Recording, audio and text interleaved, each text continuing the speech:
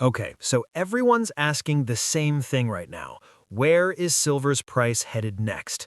But here's the uncomfortable truth. That might actually be the wrong question entirely, and I'll explain why in a second. But first, let me tell you what's really happening beneath the surface that almost nobody's talking about. We're at the start of 2026. Silver just hit new all-time highs, and instead of celebration, there's this weird tension in the market that feels completely different from anything we've seen before. Not like 2011, not like any previous rally. And that difference matters more than the price itself. Now, you might be thinking, if prices are up, what's the problem, right? But here's where it gets interesting. The way the market is actually functioning has fundamentally changed, and I'm not talking about normal volatility here. Delivery times are stretching longer than they should. Physical premiums are doing things that make zero sense if you look at historical patterns, and confidence in the system's ability to actually deliver metal when people want it, that confidence is cracking. And when I say cracking, I mean people who've been in this market for decades are quietly repositioning because something feels off. Charts and cycles, all those traditional tools traders rely on, they're becoming less reliable because we're not operating under normal market conditions anymore. And that's not speculation. That's observable reality right now. So, if you're holding physical silver, you're probably feeling two opposite emotions at once. Relief because you've got the actual metal in your hands, not some paper promise, but also uncertainty because nobody knows how this reprices when the system starts adjusting to constraints it never planned for. And that's the paradox we're living in. But wait, before you think this is just about price predictions, let me be clear about what physical stress actually means, because this term gets thrown around incorrectly all the time. Physical stress doesn't mean the world ran out of silver. That's not what's happening. What it means is that existing market structures are struggling to deliver metal reliably, at scale, and on terms people can actually predict. And when paper claims grow faster than deliverable inventory, when arbitrage stops working the way it's supposed to, that's when you get dysfunction, not just volatility. Now, here's where things got really interesting toward the end of 2025, and this is one of those details that flew under most people's radar. The CME raised margin requirements on silver futures, which, sure, happens during volatile periods, doesn't necessarily scream scarcity on its own. But then you look at what was happening in physical pricing, specifically between Western futures markets and Shanghai, and the gaps were wider and lasted longer than they should have, way longer. Normally, arbitrage closes those gaps pretty efficiently. Someone sees the price difference, moves metal, profit disappears, market balances.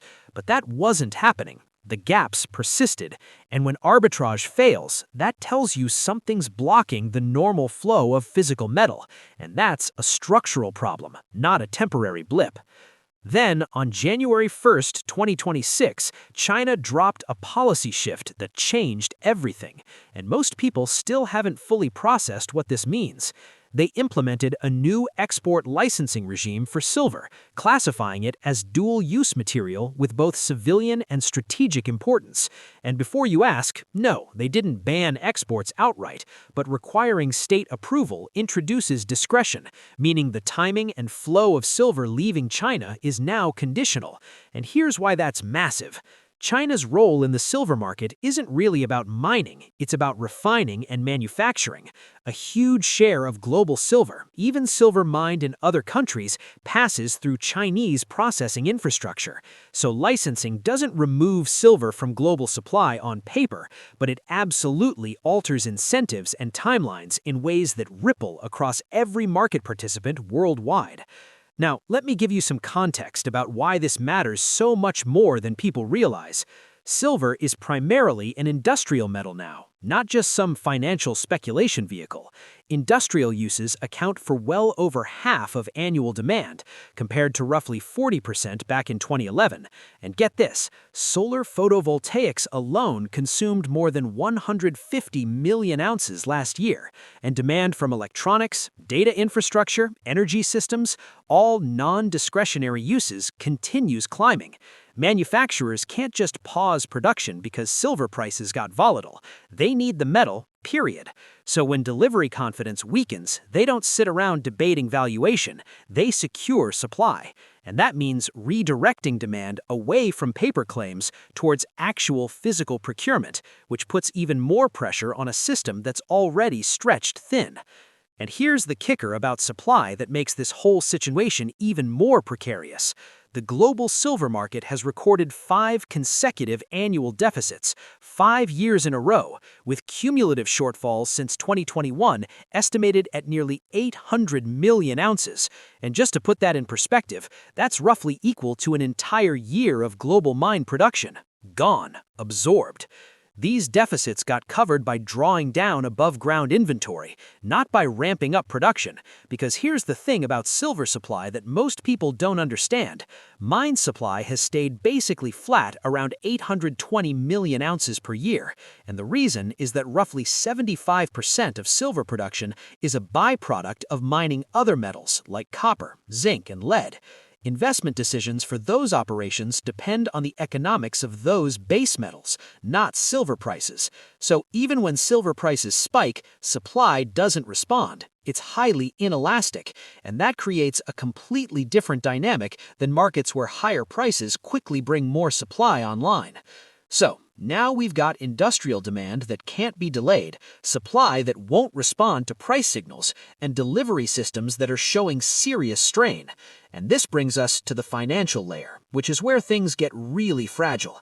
London and New York, especially COMEX, have dominated silver price discovery for decades through futures and unallocated contracts, and these systems work great when most participants are happy with cash settlement, but they become incredibly fragile when delivery expectations rise, and during 2025, we saw registered inventories on COMEX decline significantly, lease rates spike at times, delivery delays in London extend way beyond what used to be normal. Individually, each signal might not mean much, but together they point to a market with almost zero margin for error.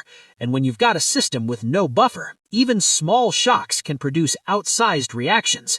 The technical term for what's building here is volagenic, which basically means when claims multiply relative to available float, and some holders decide they want physical conversion instead of paper settlement. Price adjustments tend to be abrupt rather than gradual, and you don't even need misconduct or manipulation for this to happen. Leverage alone is sufficient. One consequence we're already seeing is fragmentation.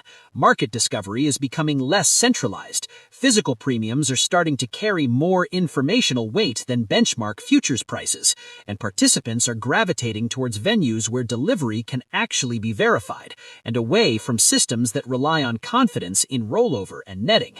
And confidence, once it starts eroding, is really hard to rebuild. Now, all of this is unfolding against a much bigger backdrop that we need to talk about, because silver isn't operating in a vacuum. There's been a broader geopolitical shift in how resources are treated, and the most striking example recently is Venezuela, where the removal of President Nicolás Maduro by U.S. forces sent shockwaves through markets way beyond just oil. Venezuela holds massive reserves of gold, rare earths, and other critical minerals, and analysts are increasingly viewing access to these resources as absolutely central to U.S.-China rivalry. Washington's intervention is widely interpreted as an effort to disrupt Beijing's long-term positioning and reassert strategic control over resources. The signal here is huge. Resources are now treated as national security issues, not just secondary economic concerns. And this reframing challenges pretty much every assumption about stability, continuity, and ownership that investors used to take for granted. China's silver export controls, U.S. designations of silver and copper as critical minerals, intensifying competition over supply chains, all of this points towards a world where resources flow less freely, where access becomes conditional and politicized, and that fundamentally changes how you have to think about holding these materials. Within this context, silver's market fragmentation isn't some isolated anomaly. It fits a larger pattern. And honestly, this is where I think a lot of traditional market analysis falls short, because we're not just watching a commodity rally, we're watching a repricing of how strategic materials are valued when the rules of access change. Ray Dalio assessed 2025 as a repricing of money itself, rather than just an equity boom. And I think he's onto something there. Gold obviously remains the anchor asset in this environment, but silver occupies this really unique position at the intersection of industrial demand, energy transition, and geopolitics, and that combination makes it different from almost any other commodity you can name. The metal itself hasn't changed. Silver's chemical properties are the same as they've always been.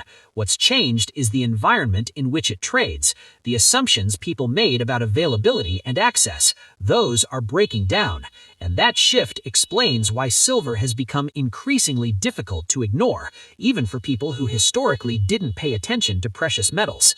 So, where does that leave us as we move deeper into 2026? Because I know that's the question on everyone's mind right now. My honest take, and I want to be clear, this is opinion mixed with observable evidence, not financial advice, is that predicting silver's next price move is